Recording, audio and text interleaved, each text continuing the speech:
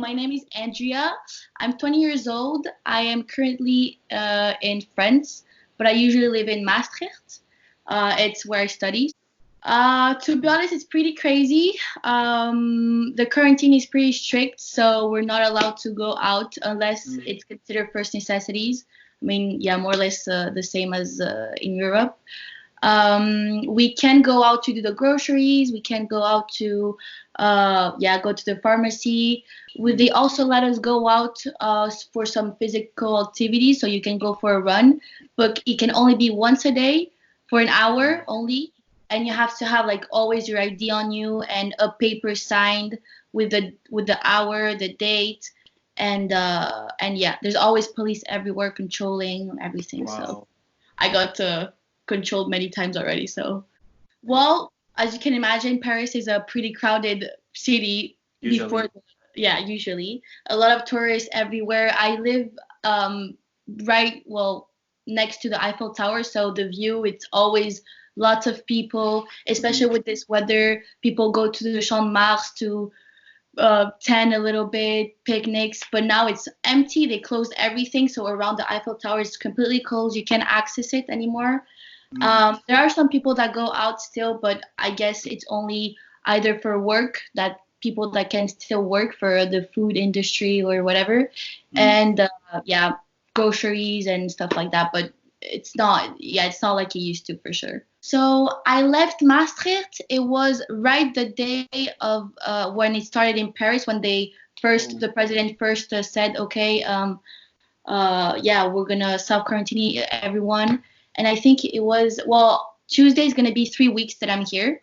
So yeah, it's gonna be 3 weeks more or less that I'm here, stuck at home. Yeah.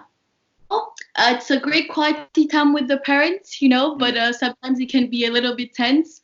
We try to do as many activities or stuff that I wouldn't have the time to do, go through old papers, trying to occupy myself as much as possible. We took out some games with my parents that we never used to play before, so I guess it's some quality time with them. But other than that, also I still have uni work.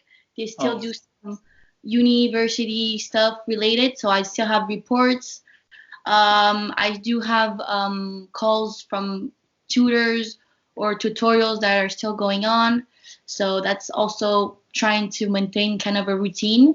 Uni was always sending emails saying, oh yeah, okay, we're trying to do as much as possible to make everything online, but since I study biomedical sciences, there's a lot of stuff that is practical, so we do need the labs, for example, doing stuff, and for my study it's kind of a bit hard to do that part, so they're still trying to figure out what we can do to match to what is expected from us. But so far we have they are installing, so next week I'm going to start officially next classes that they're installed in a system called Zoom, where you can also call in video call. Zoom. It's easier apparently. So I'm going to start with that. I've never really experienced classes online, so hopefully it's going to be okay. But yes, that's what we have. Only first necessities like work related are still on. For example, the food industry and the medical sector is still very, very on working mode. But other than that, a lot of people are being partially unemployed. So it's basically for now, it's everything is stopped. No, other work related. But the government, I think it's still helping them. So they're giving them some kind of money to continue after. But right now it's only food related industries. My dad, for example, he works for Danone, so it's very, very crazy right now. Either it is with the masks that in the in the big places, and in masks the people are scared, so some people don't show up. So it's very, very scary for people, and my dad is trying to maintain the calm, for example, and trying to produce, because if they can't produce, then there won't be any food for anyone. So far, we don't have any. There's not really problems finding food. There's still obviously less than usual, but it's not crazy where you can't find any.